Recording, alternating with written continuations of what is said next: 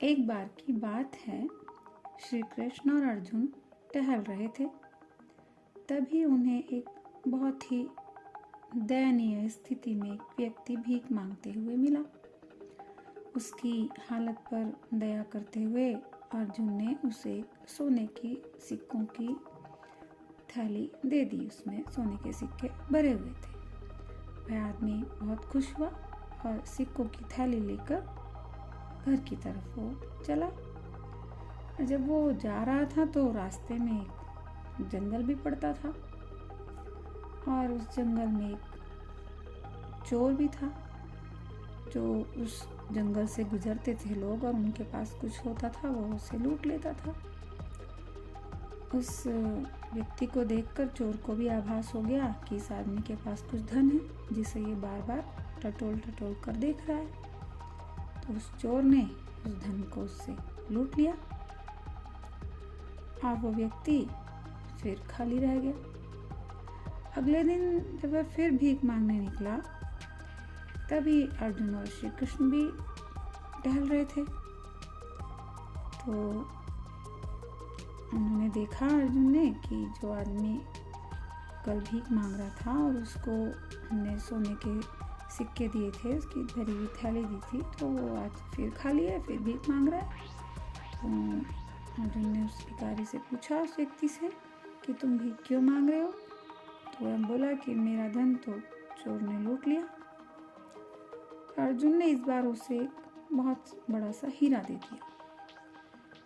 तो वह आदमी उस हीरे को लेकर घर चला गया और हीरे को सुरक्षित रखने के इरादे से उसने पुराने घड़े में छुपा कर रख दिया जो कई वर्षों से उपयोग नहीं किया था। अगली सुबह जब उस व्यक्ति की पत्नी घड़ा लेकर पानी भरने के लिए गई तो जब वो वापस आ रही थी पानी भरकर, उसका पैर फिसल गया और उसका घड़ा टूट गया।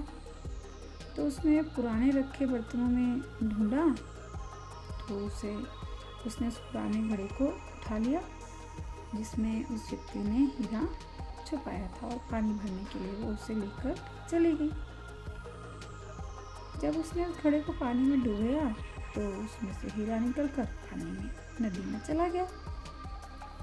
सुबह उठकर जब उस आदमी ने घड़ा ढूंढा तो उसे वो घड़ा नहीं मिला और जब उसकी पत्नी पानी भरकर लाई तो उस व्यक्ति ने वो घड़ा अपनी पत्नी के हाथों में देखा। तो उसे पता चला कि क्या हुआ, कि भाई ये उसकी पत्नी ने बताया कि घड़ा टूट गया था, मैं दूसरा लेके चली गई। अब वो हीरा कहाँ गया उसे पता नहीं। वो आदमी बहुत दुखी हुआ, बहुत निराश हुआ और वो फिर भीख मांगने के इरादे से निकल पड़ा। टहलते हुए अर्जुन और श्री कृष्ण को वो आदमी फिर भीख मांगते हुए दिख गया। जब वो उसके पास से गुजरा तो इस बार फिर अर्जुन ने पूछा, भाई तुम्हें हीरा दिया था कहाँ गया? तो उसने सारा अपना किस्सा बता दिया कि मैंने ऐसे ऐसे पुराने घड़े में रख दिया था, वो मेरी पत्नी लेकर चली गई थी और वो कहाँ गिर गया पता नहीं, नदी में गिर गया होगा। तो अर्जुन कहने लगे कि इसको धन देने से वैसे कोई लाभ नहीं है और 2 बार इसे दे दिया और दोनों बार ही इसको वो धन नहीं मिला। तो इस बार कृष्ण जी ने उसको 2 रुपए दे दिए। 2 रुपए दे दिए तो वो चला गया लेके आदमी 2 रुपए। तो अर्जुन कहने लगे कृष्ण से कि जब इतना हमने धन इसको दे दिया, इसका जब कुछ नहीं बदला, तो आपने 2 रुपए इसे दिए हैं तो इसका अब क्या होगा? तो श्री कृष्ण मुस्कुराते हुए जवाब देते हैं कि चलो देखते हैं। जब वो आदमी 2 रुपए लेकर जा रहा था तो सोचता जा रहा था कि मुझे 2 रुपए दिए हैं, मैं इनका क्या करूँगा, इसमें तो कुछ भी नहीं आएगा।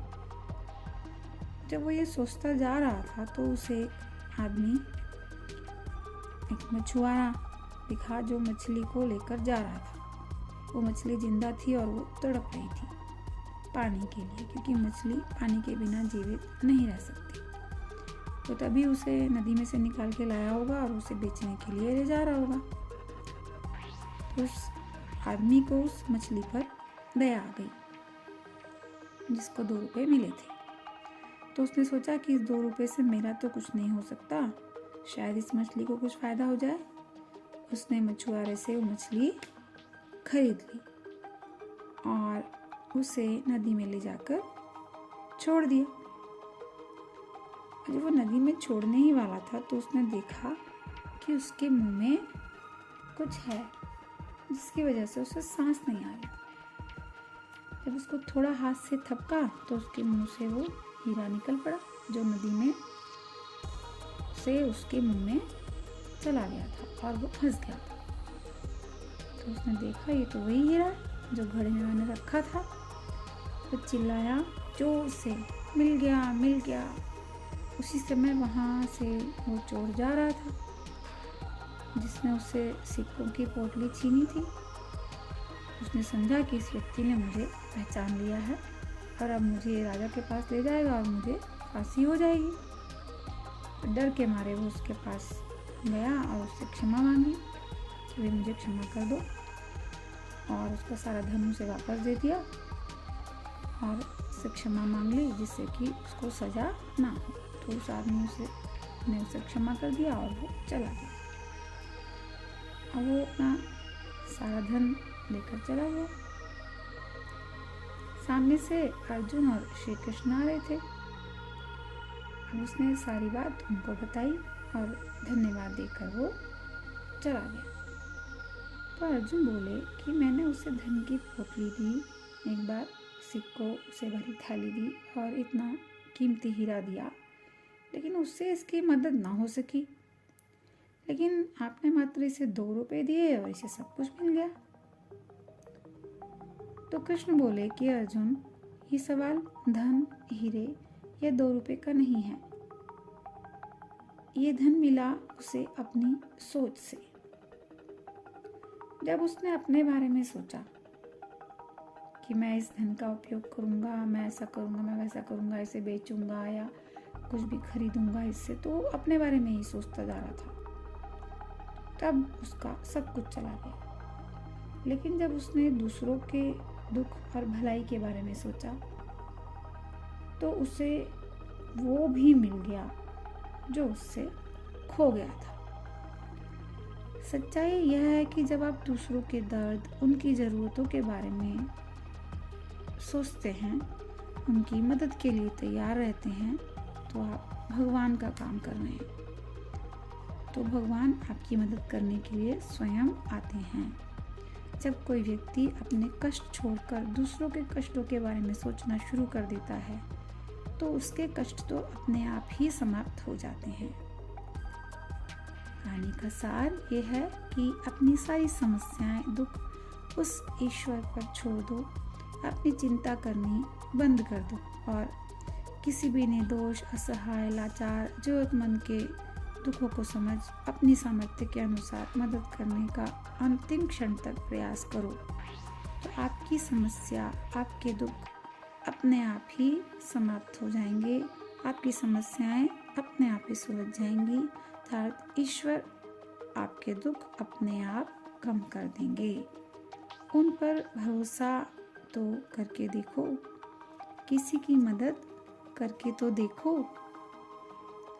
ईश्वर आपकी मदद, हमारी मदद अपने आप कर देगा, हमें उसकी आवश्यकता नहीं पड़ेगी। बस एक सोच बदलने की ज़रूरत है।